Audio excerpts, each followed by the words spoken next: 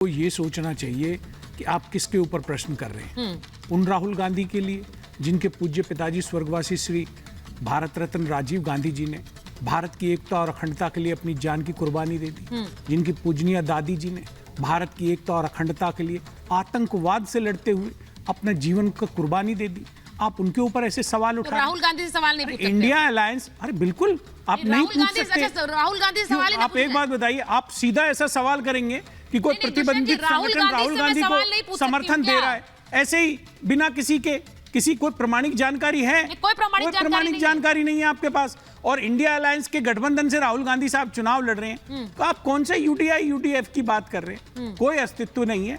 India alliance UDF के बारे में नहीं पता आपको क्या? बिल्कुल मुझे पता है। वो उसका विसर्जन कब का हो चुका? कांग्रेस पार्टी, आज कांग्रेस पार्टी के समर्थन में इंडिया अलायंस के जब लेफ्ट के खिलाफ आप लड़ रहे हैं। लेफ्ट जिनकी बात कर रही है वो तो आमने सामने का चुनाव हो रहा है। तो आमने सामने का चुनाव का क्या मतलब है? आप एक तरफ हाथ जोड़कर, हाथ पकड़कर खड़े हो जाते हैं कि हम साथ साथ हैं, और फिर एक दूसरे के खिलाफ चुनाव लड़ते हैं, तो फिर सपोर्ट की भी जरूरत है आपको उस चुनाव जीतने की। आपको क्या लग रहा है राहुल गांधी जीतेंगे, अनिल राजा जीतेंगे? राहुल गांधी देश के सर्वाधिक लोकप्रिय लीडर हैं। हाँ। वो जीत के आएंगे, आप देख लीजिए। वो जीत कर आ रहे हैं। मैं एक बार नहीं, इस पर मैं जरा चाहती हूँ शिवम, जिस तरह एसडीपीआई ने सपोर्ट का ऐलान किया है, अभी दुष्यंत नागर जी इज इन डिनायल। वो कह रहे हैं कि किसने कर दिया, कैसे पता चल गया? एसडीपीआई खुलकर कांग्रेस पार्टी को समर्थन की बात कर रही है। पीएफआई बैंड ऑर्गेनाइजेशन है। मैं फिर याद दिला रही हूँ अपने दर्शकों को।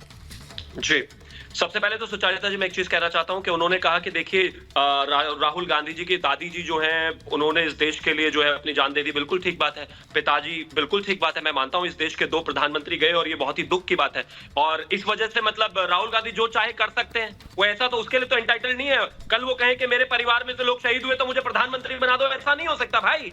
और एसडीपीआई की जहां तक बात है, क्लियर है, एसडीपीआई ने आकर ओपनली कहा है कि वायनाड में हम राहुल गांधी 2009 में ग्रहण कर सकते थे। अरे आज 2024 है।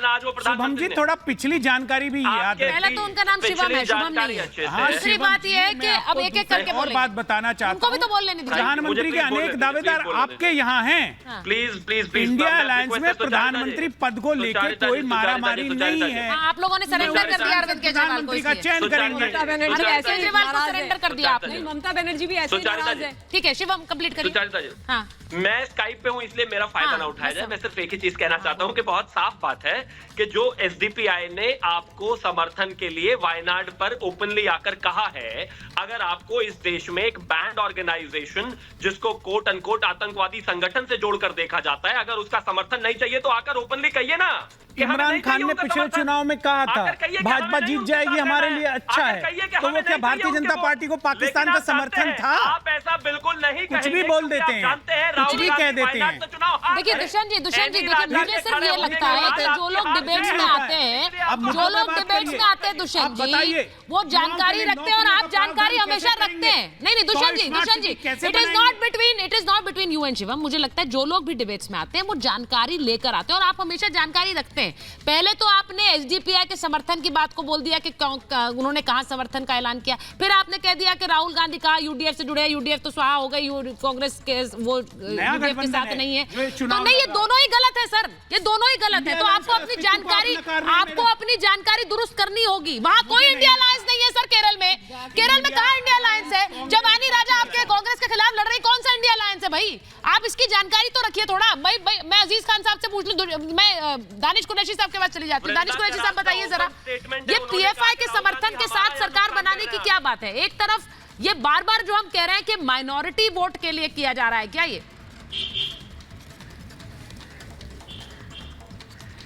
देखिए, सबसे पहली तो बात यह है कि इस मामले में तो आप दुष्यंत भाई से ही पूछें, क्योंकि कांग्रेस का मामला तो वही बता पाएंगे।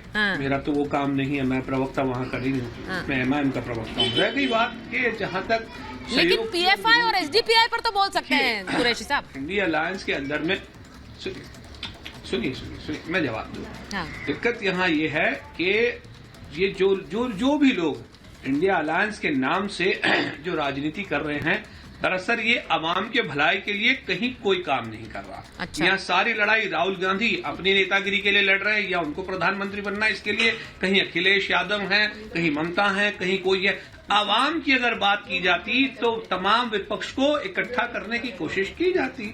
हमारी अगर बात की जाए तो ओवैसी साहब ने या फिर इम्तियाज जलील साहब ने अपनी पुरजोर कोशिशें की कि जो भी लोग हैं वो तमाम लोग इकट्ठा आए, लेकिन कहीं न कहीं जानबूझ के जो परिस्थितियों का निर्माण किया जा रहा है और उसके बाद ये आरोप लगाया जा रहा है कि भाई ये जो है, आप देखिए वहां पर दिल्ली के मैदान में से कहा जा रहा है कि एक स्पेसिफिक पार्टी है वो ऐसा करती है वैसा अरे जब इतनी परेशानी थी आपको तो आपको जाके पूछना चाहिए था असद साहब से कि भैया अगर ये मामला है तो किस तरीके से इसको आगे बढ़ाया जा सकता है। लेकिन दिक्कत इनकी ये है कि चाहे अखिलेश यादव हो, चाहे राहुल गांधी हो, चाहे और कोई भी हो, ये चाहते नहीं है कि मुसलमानों का प्रतिनिधित्व बढ़े, उनकी राजनीतिक बिसात बढ़े। वो सिर्फ यही चाहते हैं। ये ऐसा क्यों है? अगर दानिश कुरैशी आप पर सवाल उठाएंगे तो वो भी बीजेपी के लिए काम कर रहे हैं। निश्चित रूप से अजीज खान साहब वो भी बीजेपी के लिए काम कर रहे हैं। मौलाना नोमानी भी बीजेपी के लिए काम कर रहे हैं, जो कांग्रेस से सवाल पूछ रहे हैं कि आप मुसलमानों का सिर्फ नाम जवाब दे लेने दीजिए। बोलिए बोलिए, ठीक है आप बोलिए, जवाब दीजिए, फिर अजीज खान साहब चाहता हूँ बोलिए। असद ओवैसी साहब के जो हमारे सम्मानित प्रवक्ता महोदय हैं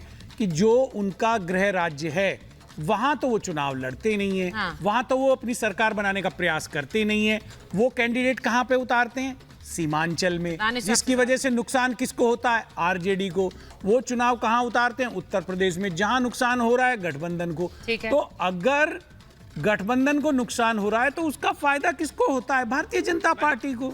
तो इसमें कोई इतनी मतलब वो जाकर इंडिया अलायंस में शामिल हो जाए, जानकारी देश जानता है, यानी इंडिया अलायंस में शामिल हो जाना चाहिए, परोक्ष रूप से फायदा पहुंचाते हैं, तो इससे इनको फायदा होना चाहिए। ममता जी इंडिया अलायंस का गठबंधन शामिल होना चाहिए, में शामिल हो जाएं ओवैसी साहब, वो ये कह रहे हैं, वरना वो बीजेपी को फायदा पहुंचाने वाली। अभी ना एक तो इन्होंने बहुत बड़ी बात बोल दी कि अगर ओवैसी साहब यूपी में चुनाव लड़ते हैं तो इंडिया अलायंस को नुकसान हो रहा है, ये मान गए हैं। और देखिए दुख की बात ये है कि अगर कोई पॉलिटिकल पार्टी और उनके जो प्रवक्ता होते हैं वो चैनल पे आके अपनी बात करें तो ये लोग स्वयं से घोषित कर देते हैं कि वो भारतीय जनता पार्टी की बी टीम है, भारतीय जनता पार्टी के लिए काम कर रहे हैं। भाई कुछ समय पहले तक ये आम आदमी पार्टी के लिए भी यही बोलते थे, और आज देख लीजिए आम आदमी पार्टी किसके गोद में बैठी हुई है। अब मैं कांग्रेस पार्टी की थोड़ी सी हालत समझा दूं सुचरिता जी कि पहली बार 2024 का लोकसभा इलेक्शन ऐसा इलेक्शन होगा जिसके अंदर 1951-52 के बाद पहली बार कांग्रेस सबसे कम सीट्स के अंदर चुनाव लड़ रही होगी। आप सोचिए क्या हालत हो गई है कांग्रेस पार्टी की, रिड्यूस हो गई की क्या हालत हो गई है। कल इन्होंने कैंडिडेट नहीं है लड़ने के लिए, पर अपने कैंडिडेट कांग्रेस से रोज ज्वाइन कराए जाते हैं, भी रायबरेली एजेंट घूम रहे हैं कांग्रेस के नेताओं के पास। आ जाइए भाजपा ज्वाइन कर लीजिए, पटक सन्नाटा छाया हुआ है, वहाँ कुछ नहीं बोल रहे हैं। सन्नाटा भाजपा में है, 300 सीट भी ये नहीं लड़ पा रहे। आप बताइए ये हालत हो रखी है। दुष्यंत जी थोड़ा शांत हो जाइए और सुन लीजिए। दुष्यंत जी सुन लीजिए, सुन लीजिए। आपके यहाँ है, आपके यहाँ है, आपके यहाँ है, आपके यहाँ है, आपके यहाँ है। मैं बोल रही थी, जब आप बोल रहे थे मैं चुप थी। आप बताइए ना कि 1952 के बाद पहली बार ऐसा सवाल कि सारे कांग्रेसियों को तो ज्वाइन कराते हुए आप घूम रहे हैं। ये हालत हो गई, कांग्रेस से पूछ रहे हैं, बुरी हालत हो गई है। क्या